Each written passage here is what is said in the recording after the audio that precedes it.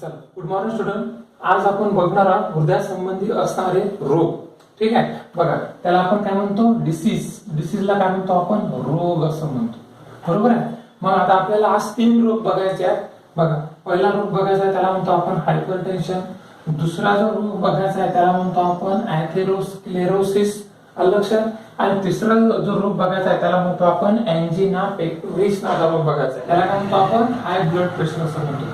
ठीक आहे. बघा, आता जनरली आपण बघितलं तर ह्युमन बिईंग मध्ये जे ब्लड प्रेशर असते हे नॉर्मली किती असते, ते नॉर्मली असते 80 ते 120. किती असते, 80 ते 120 mmHg असं म्हणतो आपण त्याला, mmHg अशा प्रकारचं काय असते, युनिट असते. 80 ते 120 लक्षात. म्हणजे सिस्टोलिक आणि दुसरं काय म्हणतो आपण त्याला, डायस्टोलिक असं म्हणतो. सिस्टोलिक आणि डायस्टोलिक. हाय म्हणजे काय, अधिक. म्हणजे 120 च्या वर, लक्षात. 120 एक्सेस अधिक, लक्षात. 120 च्या वर जर त्या ब्लड प्रेशर मध्ये ज्या ब्लड प्रेशरने ताण दिला असेल तर त्या ब्लड प्रेशर जे वाढते, लक्षात, त्याला काय म्हणतो आपण हायपरटेन्शन असं म्हणतो, किंवा आपण त्याला हाय बीपी असं म्हणतो, आहे ना. मग हे जे हाय बीपी जर वाढले तर आपल्या शरीरात विविध प्रकारचे आजार होतात. हृदय डॅमेज होते, आहे ना.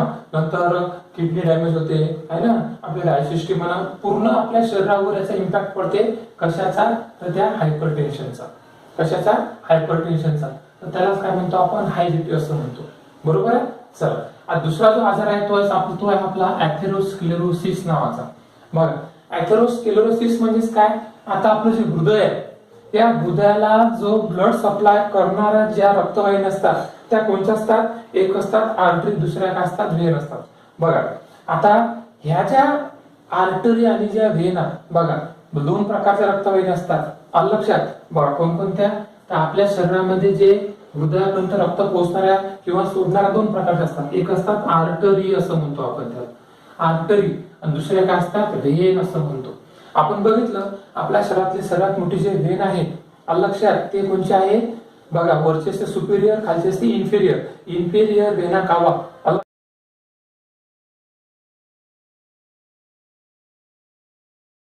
लक्षात, आपल्या शरीरातली सर्वात मोठी काय व्हेन आहे, अशुद्ध रक्तवाहिनी असं म्हणतो. लक्षात, आपल्या हृदयाला अटॅक सर्व आर्टरी असतात आणि सर्व काय असतात, व्हेन असतात. बघा, तर अशा प्रकारे काय असतात, आर्टरी आणि व्हेन असतात. ह्या अटॅच कुठे असतात, हृदयाला अटॅच असतात. मग याचा जो आकार असते खालचा, लक्षात, असा प्रकारे याचं जे अंदरचं स्ट्रक्चर असते, त्या अंदरच्या स्ट्रक्चर मध्ये काय होते,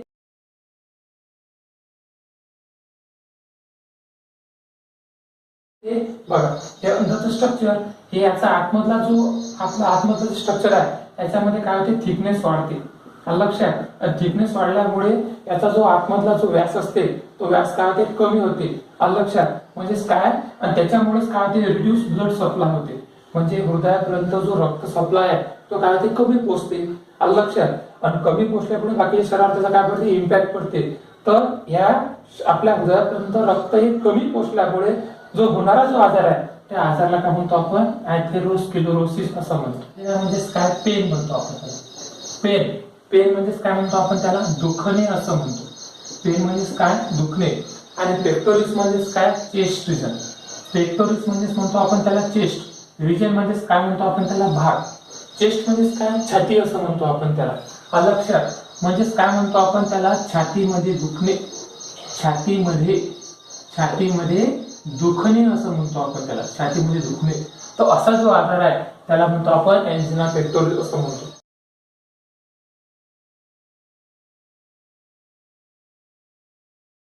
मग तो का बरं होते, तर हृदयापर्यंत जे रक्त सप्लाय आहे तो रक्त सप्लाय कमी पोहोचते.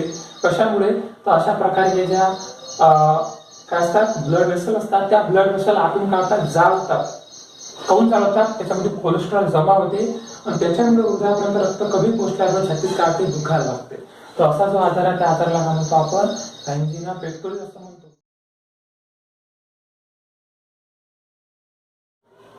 आता आपण पहिला डिसीज बघू आपण, तो म्हणजे काय, हायपरटेन्शन असं म्हणतो.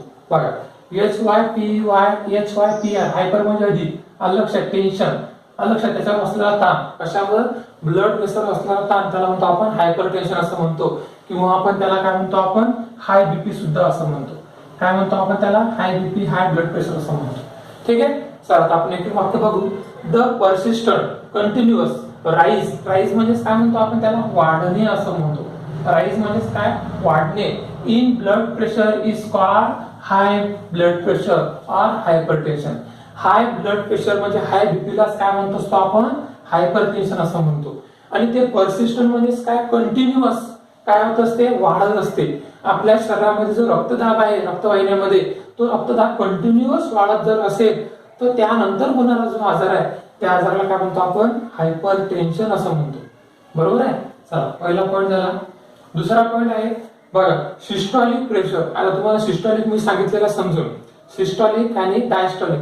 सिस्टोलिक म्हणजे काय कॉन्ट्रॅक्शन, डायस्टोलिक म्हणजे काय रिलॅक्सेशन. हृदयाचं कंटिन्युअस कॉन्ट्रॅक्शन रिलॅक्सेशन होत असते त्याला म्हणतो आपण सिस्टोलिक आणि डायस्टोलिक असं म्हणतो. बघा तर काय याच्यामध्ये systolic pressure more than 140 mmHg. मी तुम्हाला सांगितलं नॉर्मल जे ब्लड प्रेशर असते आपल्या तुमचं माझं सगळ्यांचं जे नॉर्मल पर्सन आहे याचं जे ब्लड प्रेशर असते किती असते 120 ते 80 mmHg. किती असते 120 ते 80 mmHg हे नॉर्मल असते है ना. तर बघा याच्यामध्ये किती उरालं मग बघा आता याच्यामध्ये 120 च्या वर किती जवळ 20 आणखी शिल्लक जवळ बघा systolic pressure more than 140 mmHg and diastolic आर्टियल blood pressure more than 90 mmHg. बघा म्हणजे 80 च्या वर 10 ने गेलं आणि 120 च्या वर 20 ने गेलं आहे ना. तर अशा प्रकारे सिस्टोलिक ब्लड प्रेशर हे 140 mmHg. डायस्टोलिक जे ब्लड प्रेशर आहे ते किती गेलं 90 mmHg है ना. म्हणजे हे काय झालं इथं इन्क्रीज झालं. हे काय झालं इथं वाढलं. नॉर्मल ब्लड प्रेशर किती पाहिजे 120 ते 80 च्या रेंज मध्ये पाहिजे है ना. चला पुढे बघा हा झाला आपला दुसरा पॉईंट. तिसरा पॉईंट तर हे जे होते त्याला काय म्हणतो आपण हायपरटेन्शन असं म्हणतो. तिसरा पॉईंट ब्लड प्रेशर बघा किती 120 180 ते 120 पर्यंत जाते. बघा ब्लड प्रेशर 180 ते 120 म्हणजे बघा 140 च्या वर थोडंसं गेलं त्याच्यापेक्षा जास्त कधी गेलं 180 आणि 120. लक्षात घ्या systolic 180 diastolic 120 mmHg and higher reading. आणि त्याच्यापेक्षा जर कधी जास्त कधी झालं तर काय होते हेल्थ ते reading to health and it damage the heart. त्याच्यामुळे आपलं जे हृदय होते ते हृदय काय ते डॅमेज होते. हृदयाला नुकसान होते. अलक्षात कशा नुकसान होते ब्रेनला नुकसान होते आणि किडनीला सुद्धा काय त्याच्यापासून अपाय होतात. जर आपल्या रक्ताचा जो दाब आहे रक्तवाहिनी दाब आहे हा जर नॉर्मल असला 120 ते 80 तर ठीक आहे. त्याच्यावर जर 120 140 90 झाला तर त्याचा जीव घाबरायला लागते. पण जर 180 आणि 120 जर झाला तर त्या व्यक्तीचा डायरेक्ट हृदय बंद पडू शकते. हृदय डॅमेज होऊ शकते. ब्रेन बंद पडू शकते. ब्रेन स्ट्रोक म्हणतो आपण त्याला. किंवा त्याची किडनी सुद्धा डॅमेज होऊ शकते है ना. कारण हे जे रक्त आपल्या पूर्ण शरीराच्या प्रत्येक ऑर्गन मध्ये काय होत असते सर्क्युलेट होत असते. बरोबर आहे. चला पुढचा point hypertension is caused by. Hypertension is cause म्हणजे काय म्हणतो आपण त्याला कारणे असं म्हणतो. त्या हायपरटेन्शनच्या कारणामुळेच काय फॅक्टर म्हणजे काय म्हणतो आपण त्याला घटक असं म्हणतो. त्याच्यामुळे हे घटक कशामुळे हे हायपरटेन्शन होत असते लक्षात. तर पहिलं कारण आहे ओबेसिटी. ओबेसिटी म्हणजे काय म्हणतो आपण त्याला लठ्ठपणा असं म्हणतो. ओबेसिटी म्हणजे काय लठ्ठपणा. जेही लोक लठ्ठ असतात त्या लठ्ठ लोकांना जनरली हायपरटेन्शनचा हाय बीपीचा प्रॉब्लेम हा असतेच. कारण ते जे लठ्ठ लोक असतात त्याच्या शरीराच्या आतमधल्या ह्या ज्या रक्तवाहिन्या असतात त्या रक्तवाहिन्यामध्ये आतमधला जो थर असते त्याला आपण कोलेस्ट्रॉल असं म्हणतो प्लेक असं म्हणतो तो वाढलेला असतो. ठीक आहे. पुढचं बघा ते म्हणजे काय स्ट्रेस. स्ट्रेस म्हणजे काय म्हणतो आपण त्याला तणाव. जे लोक नेहमी तणावामध्ये राहतात त्या लोकांना सुद्धा काय ते हार्ट अटॅक येण्याचे किंवा हायपरटेन्शन किंवा हाय बीपीचे प्रॉब्लेम असतातच. तिसरं आहे अल्कोहोलिझम. जे लोक अल्कोहोल घेतात म्हणजे लोक जे दारू पितात त्या लोकांना सुद्धा हायपरटेन्शन हे असतेच. हा आजार एका प्रकारचा आजार असतेच. जे लोक आहारामध्ये सर्वात जास्त नॉनव्हेज घेतात डेली नॉनव्हेज घेतात है ना डेली फॅटी सबस्टन्स खातात म्हणजे तूप वगैरे जास्त खातात आहारामध्ये तर त्याच्या शरीरामध्ये जे रक्तवाहिनी असतात त्याच्यामध्ये कोलेस्ट्रॉल थर वाढून त्यांच्यामध्ये हायपरटेन्शन हा आजार काय झालेला असते. ठीक आहे. चला पुढचा point excessive high blood pressure many causes.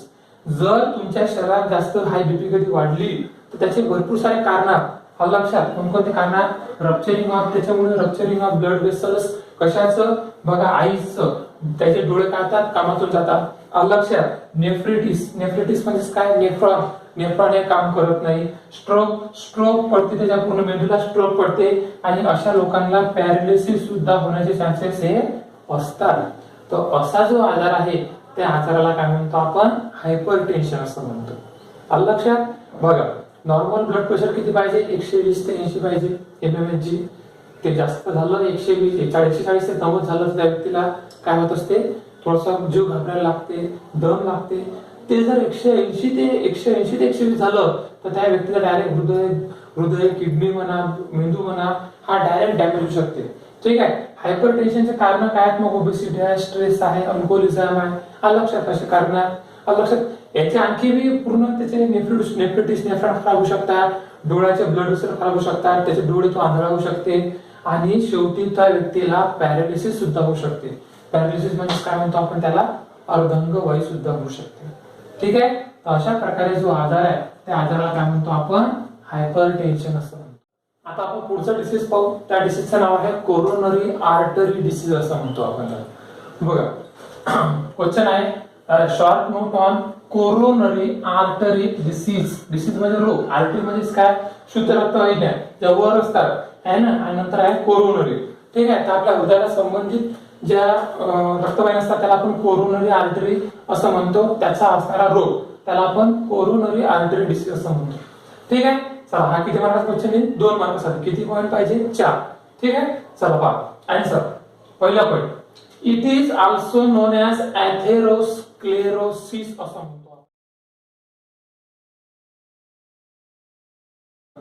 बघा हे जे कोरोनरी आर्टरी डिसीज आहे ते याचं दुसरं जे नाव आहे ते नाव आहे एथेरोस्क्लेरोसिस असं म्हणतात.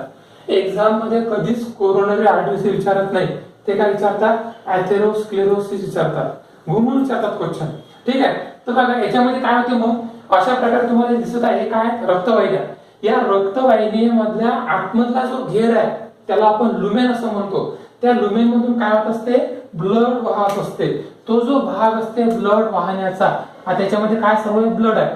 तर हा जो भाग आहे आतमधला जो भाग आहे, आतमधला जो भाग काय होते? एकदम आतमध्ये कमी कमी होत जाते.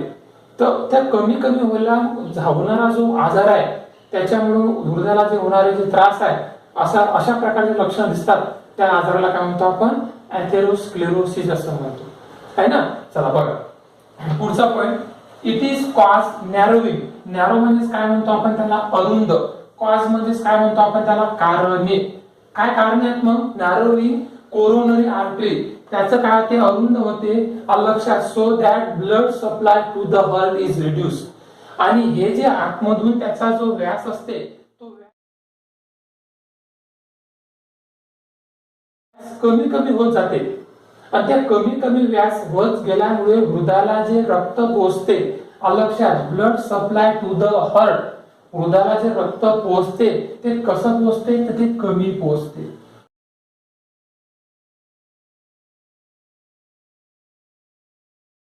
रिड्यूस म्हणजे काय म्हणतो आपण त्याला? कमी पोहोचते. है ना. हा झाला आपला दुसरा पॉईंट. तिसरा point, it is cause due to deposition of fatty substances. मग आपले जे रक्तवाहिनी आहे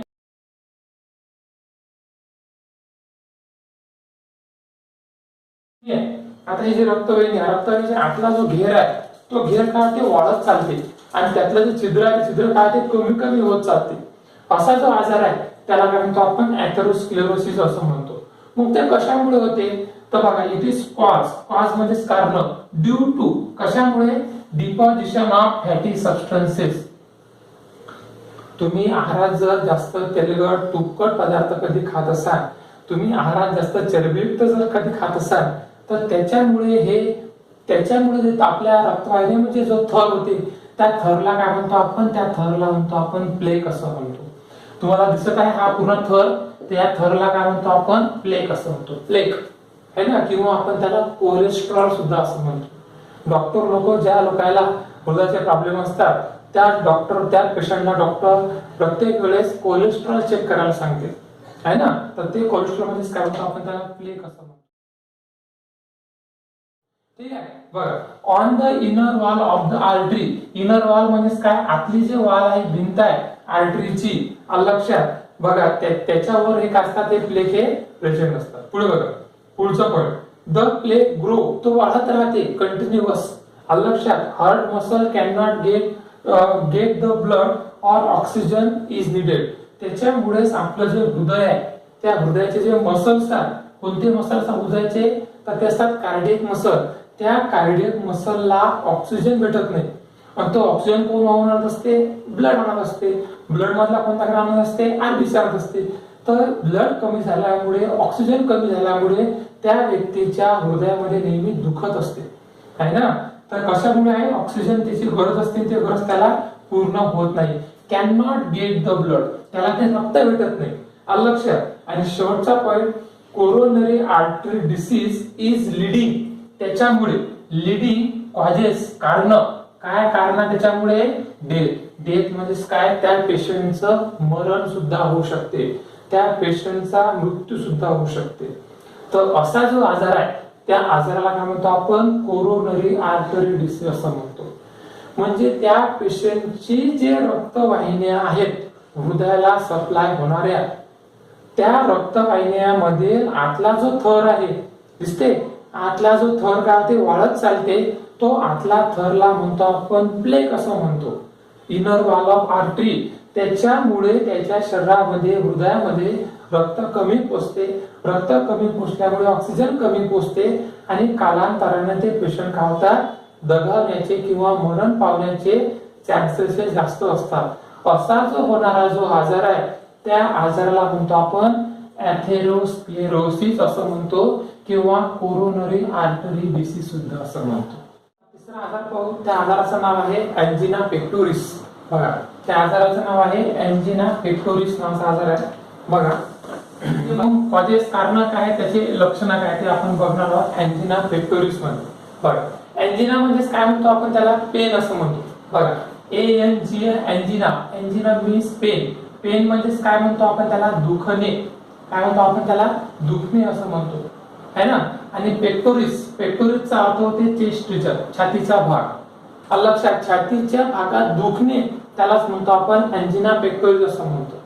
छातीच्या भागात दुखणे त्याला काय म्हणतो आपण, एंजिना पेक्टोरिस असं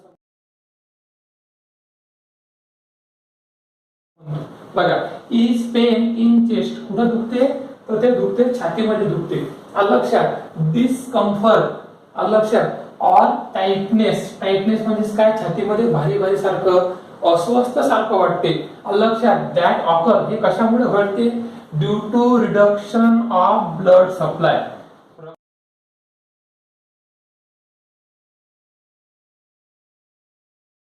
रक्ताचं जे प्रवाह आहे तो प्रवाह कमी होते.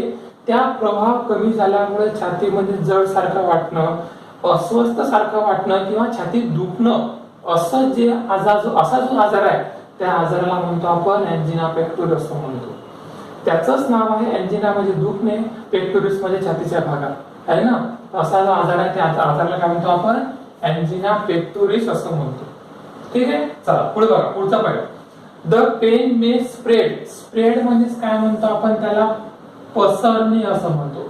मग हे छातीचं जे दुखणं आहे हे जे पसरते, कुठं पसरते, तर ते नेक मध्ये म्हणजे मानेमध्ये सुद्धा त्याचं आजार पसरतो.